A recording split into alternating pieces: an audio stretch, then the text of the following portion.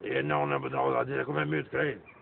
Passa famiglia cisma, come come stai? What's up, Doc?